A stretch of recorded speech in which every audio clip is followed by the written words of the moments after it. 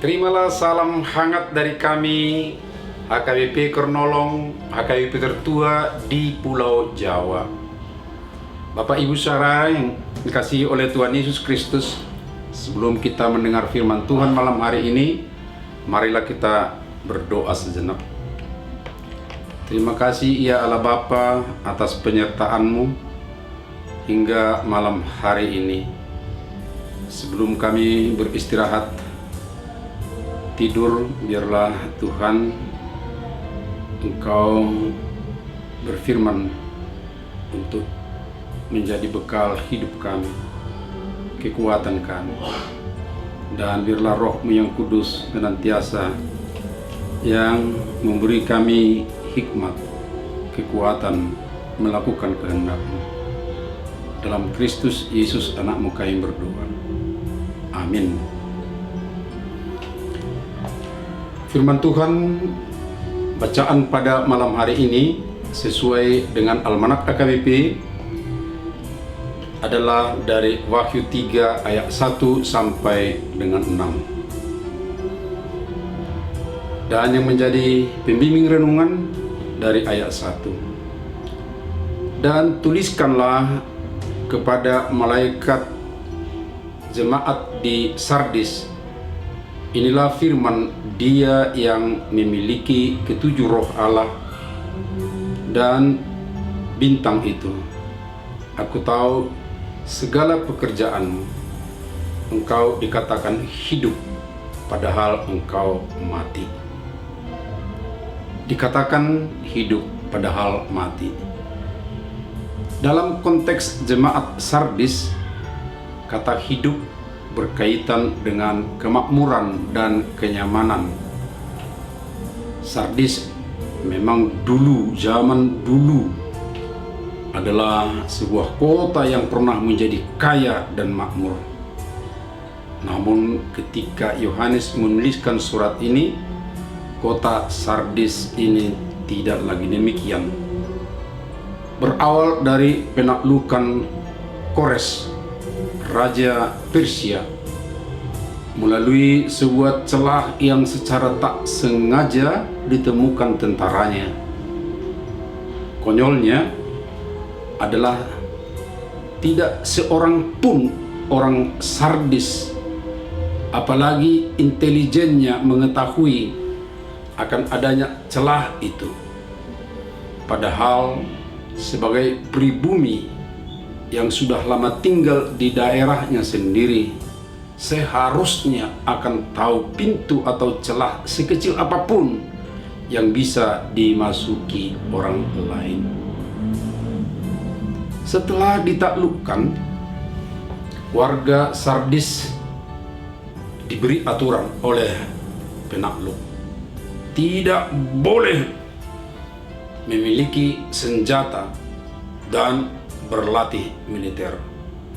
Mereka hanya dibolehkan berlatih menyanyi dan menari.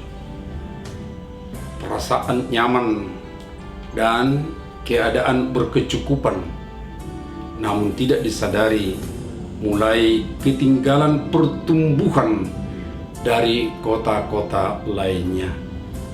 Di tahun 17 Masehi, sebagian kota ini hancur karena gempa bumi.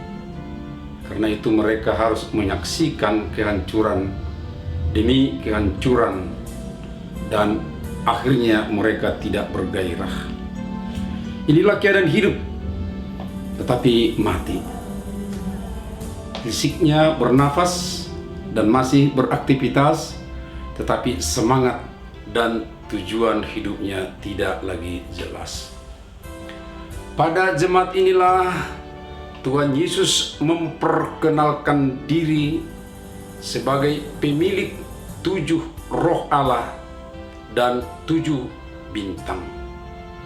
Pernyataan Allah ini merupakan pernyataan bahwa roh yang dimilikinya, roh Allah adalah roh pemberi hidup yang sanggup membangkitkan jemaat yang mati. Apa permasalahan jemaat Sardis sehingga Tuhan Yesus harus memperkenalkan dirinya sebagai roh pemberi hidup?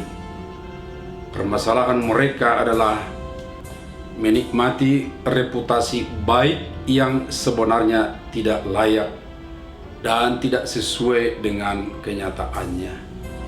Dikatakan hidup padahal engkau mati, kata firman Tuhan.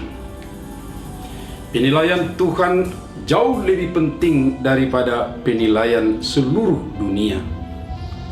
Apa yang Tuhan katakan adalah kenyataan jemaat ini tidak mengenal diri dan keadaan mereka yang sesungguhnya. Mereka tidak tahu bahwa kehidupan mereka merupakan kehidupan yang palsu. Oleh sebab itu Tuhan Yesus memerintahkan agar bangkit dan menguatkan apa yang masih tinggal, yang sudah hampir mati. Kaki Dian dan terangnya belum sepenuhnya padam. Masih ada sisa-sisa yang baik yang harus kembali diperjuangkan. Tidak satu pun pekerjaan mereka didapati sempurna di hadapan Allah. Kemungkinan besar jemaat ini masih menjalankan tradisi religius atau ibadah, namun tidak lagi memiliki kehidupan yang paling esensial di dalamnya. Doktrin-doktrin dan pengakuan-pengakuan diterima sebagai satu warisan yang diawetkan dan tidak dilestarikan dalam kehidupan berjemaat. Sahabat renungan malam Shalom yang dikasihi oleh Tuhan, kasih Tuhan masih terbuka bagi siapapun yang mau memperbaiki hidupnya. Mari bercermin, introspeksi diri, agar tidak terjebak berbangga diri dalam kenyataan semu, atau sungguh-sungguh mengenal diri di hadapan Allah. Cermin yang tepat tidak lain selain firman Tuhan sendiri. Pokoknya tetap hidup hingga akhir zaman. Amin. Marilah kita berdoa.